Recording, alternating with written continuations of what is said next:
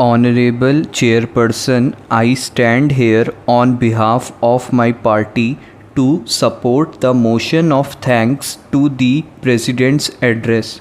Honorable President has stated that this budget session will be keenly watched by our people whose hopes and aspirations all of us represent. I think when we are discussing his address, we should put a question to ourselves. How are the people viewing us after a week or so? How have we acted in this house during the last session? How have we ventilated and articulated the hopes and desires of the people whom we represent? How much faith have we demonstrated to the institution to which we belong and in which we represent our electorate? The Honorable President has mentioned about the invaluable time of India's Parliament. Is it put to best use? This question should also be discussed. Have we utilized the invaluable time to its best use for completing all scheduled businesses? We have seen in the recent past that the House has got repeatedly adjourned. Who will be held responsible for that? I ask that question to myself. I have been a silent spectator to all doings and happenings that have occurred in this august House previously. Will the people be held responsible for that? We have heard the Honorable President for more than an hour. We have heard his invaluable speech. Have we acted in the true sense of the term? I would like to remind all of us present here as to what Honorable President has told us. He has reminded us to utilize the time and our position for the purpose for which we have been elected. It is because when we go back to our constituencies, people will not point a finger at us and ask as to what we have done during the budget session. Let us understand our own position. Then only we can utilize the time of this house to the betterment of our people and the country. Now, I would like to say something about the regional parties. The regional parties are also as much nationalist as the national parties.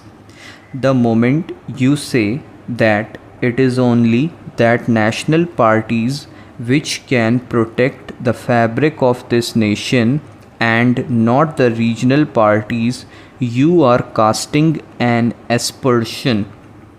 I am happy to say that in the last 12 years, the situation has changed. The Indian body politic has changed. It has changed since the 1989 elections. People do not have faith in the so-called national parties. Now, I would turn to another point. Many honorable members have spoken about terrorist activity and terrorism. I would give it a different angle, though it is not a new angle. Throughout the world, terrorism has its roots to poverty, deprivation, and neglect. These are the three aspects why terrorism has grown in different parts of the world. The government is striving hard to meet that challenge, starting from Jammu and Kashmir to the northeast and also to other parts of the country. It is this government which has a specific program. It has also been mentioned in the speech of the Honorable President that we are prepared to discuss with any group which is willing to discuss with us. I am sorry to say that for the last 2 decades, our nation has been bleeding in Jammu and Kashmir. It not only reached the doors of the Jammu and Kashmir Assembly, but it also reached the doors of this temple of the Indian democracy. The Commander in Chief of India, the first citizen of this country, has amply demonstrated the determination of this government to fight terrorism to its logical conclusion. I am sure this government, under the leadership of the present Prime Minister, has been making attempts to fight terrorism. A question has been raised as to why we have deployed the troops in the border. I think this has been discussed earlier also. Why has a large section of our armed forces been deployed on the western border? What have we achieved by that?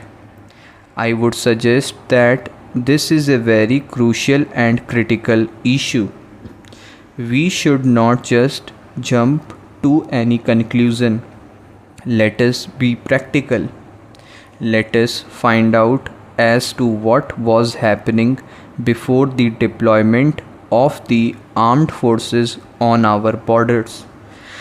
Another point that has been raised here is that Pakistan has been continuously sponsoring cross-border terrorism.